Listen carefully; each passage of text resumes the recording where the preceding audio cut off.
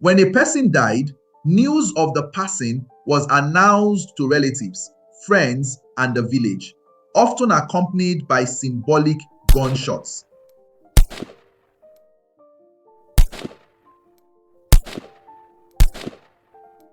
This remarkable footage was filmed in 1930 by the Anglican missionary George Thomas Basden, who was working for the Church Missionary Society in Nigeria and was based in Onitsha at the time.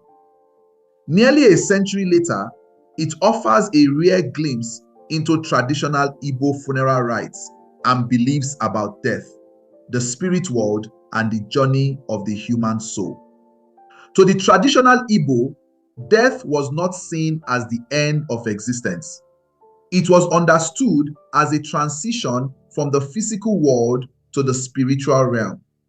The dead were believed to continue existing among the ancestors, watching over their descendants and maintaining a connection with the living. Because of this belief, proper funeral rites were considered essential. They helped guide the deceased safely into the spirit world and ensured that the bond between the living and the dead remained intact. Basden would later observe the importance attached to burial ceremonies by the Igbo. In his book, Among the Igbos, he wrote that the aged last solemn wish is that the funeral rites shall be on such a scale that he may be spared all feelings of shame when he meets his former companions. End quote. In traditional Igbo society, burial was never simply about disposing of a body.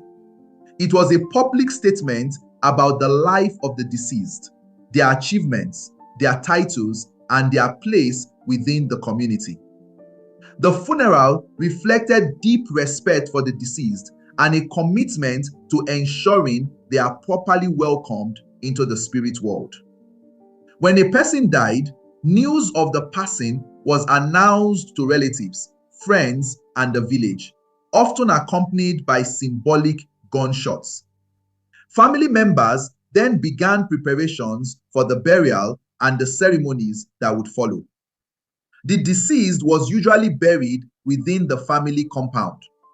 Many Igbo families preferred to keep their dead close to home, often placing them in specially prepared tombs or burial vaults within the compound. In some cases, the burial took place inside the person's own house. This practice reinforced the belief that the ancestors remained close to the family and continued to take an interest in the affairs of the living. A proper burial was considered necessary because the Igbo believed that a well-honored spirit would find peace among the ancestors. A neglected or improper burial, on the other hand, could leave a spirit restless and unable to complete its journey. Funeral rites, therefore, serve both a spiritual and social purpose.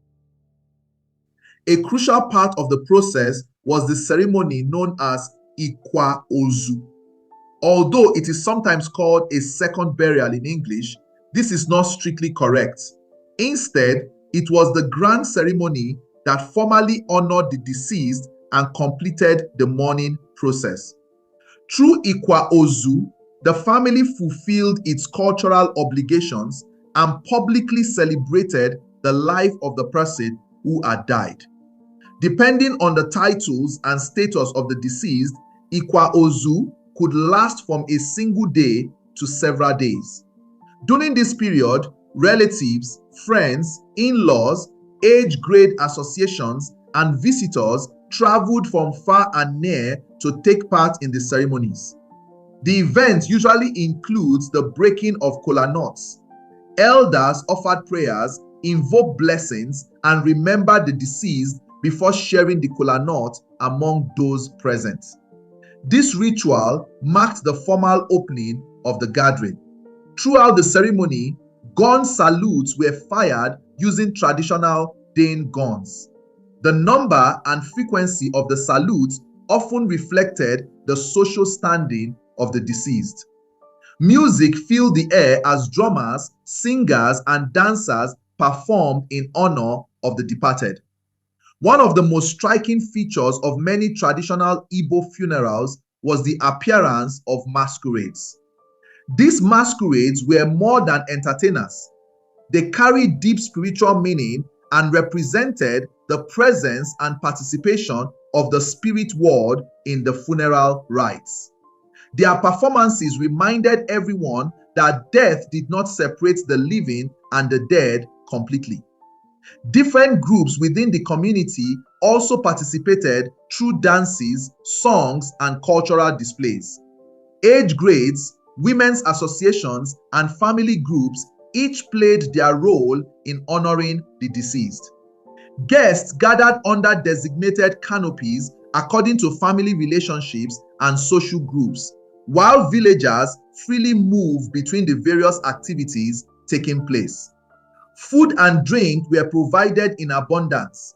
Animals were slaughtered, palm wine was shared, and visitors were entertained throughout the celebration. In many cases, in-laws and visitors arrived with their own dancers and performers, adding to the festive atmosphere.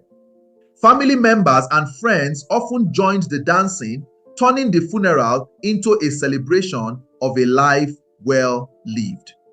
In some communities, personal belongings of the deceased were also distributed among relatives.